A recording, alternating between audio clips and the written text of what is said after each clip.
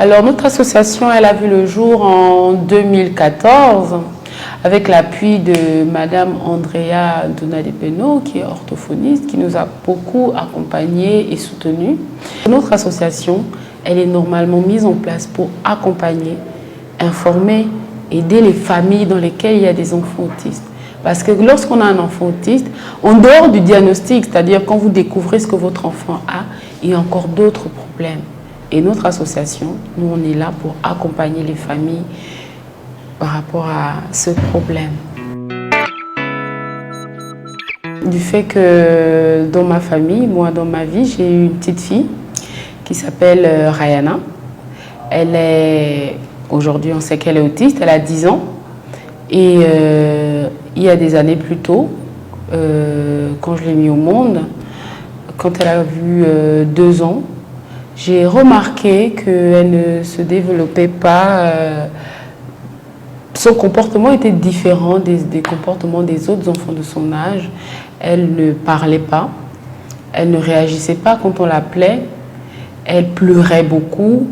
On a commencé à faire le tour des médecins, c'est-à-dire on a allé dans plusieurs hôpitaux et la réponse récurrente était non, il y a des enfants qui parlent en retard, il y a des enfants qui sont comme ça, il y a des enfants qui pleurent, elle n'est pas sourde parce qu'on a fait des examens, elle n'est pas sourde, elle entend bien, tout son appareil auditif fonctionne normalement.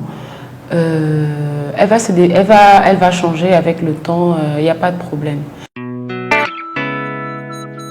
Par rapport au Gabon, vous vous demandiez comment ça se passe. Aujourd'hui, je ne critique pas, mais le constat est que plusieurs médecins, je veux dire, comment on les appelle, des pédiatres, je ne sais pas s'ils n'ont pas la formation, mais ils n'ont peut-être pas l'expertise pour pouvoir détecter les signes chez certains enfants. Parce qu'il y a des signes qui sont très apparents, pas physiquement, c'est des troubles du comportement. C'est-à-dire qu'il y a des comportements qui nous permettent de savoir que cet enfant présente des troubles autistiques, où on peut soupçonner une forme d'autisme par rapport à déjà ces petits symptômes-là. Et puis après, orienter le parent vers les médecins qui sont spécialistes, qui peuvent l'accompagner dans le diagnostic final.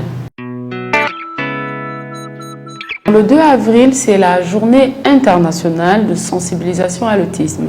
C'est-à-dire que c'est une journée dans le monde entier où tout le monde essaye de parler autour de lui de l'autisme, parler de cette différence, dire que ce n'est pas une maladie, ce n'est pas une fatalité, c'est un trouble, c'est une différence qui peut toucher n'importe qui.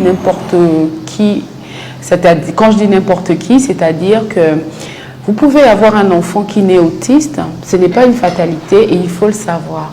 Parce que souvent, il y a des gens qui se retrouvent dans cette situation, qui se recluent sur eux-mêmes, qui se renferment, qui ont peur du regard des autres.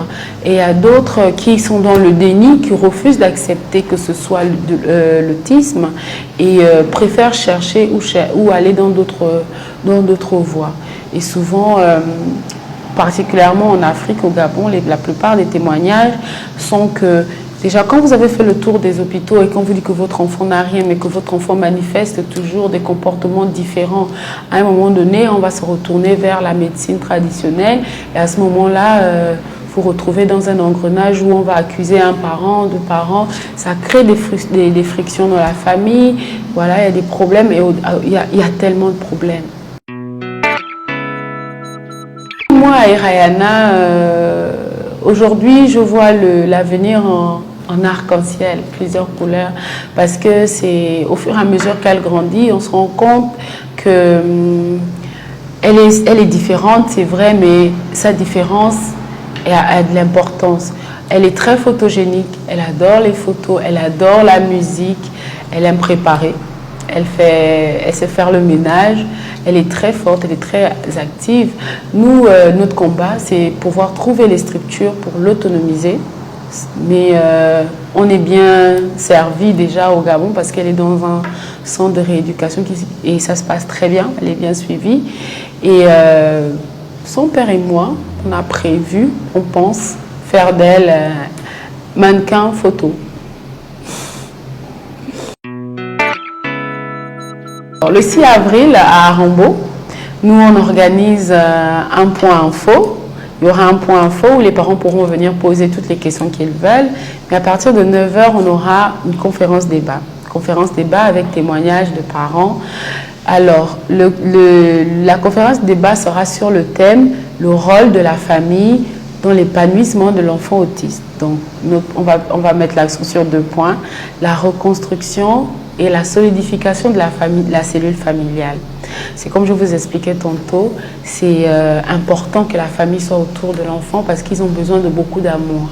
Donc après, il y aura la conférence débat, il y aura le point info, il y aura plein d'associations qui seront là avec nous, qui ne traitent pas forcément de l'autisme, mais par exemple, je prends le cadre de l'association Le Cœur Samba, qui est une association qui fait de la récolte de vêtements et qui fait de la redistribution. Alors, ils seront là pour récolter des vêtements et nous allons sélectionner une famille quand même qui a dans le besoin, 1 ou 2 familles dans laquelle il y a des enfants autistes et on ira faire ce don-là.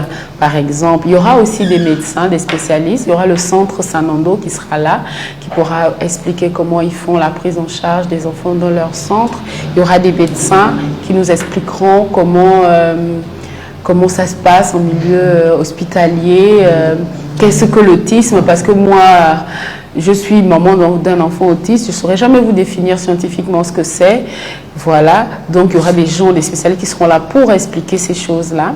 Il y aura des animations, il y aura des jeux, il y aura des artistes qui viendront parce qu'on aura un mini-spectacle vers 16 h dans la grande salle d'Arambo avec des artistes, des humoristes. Ce sera la fête en fait.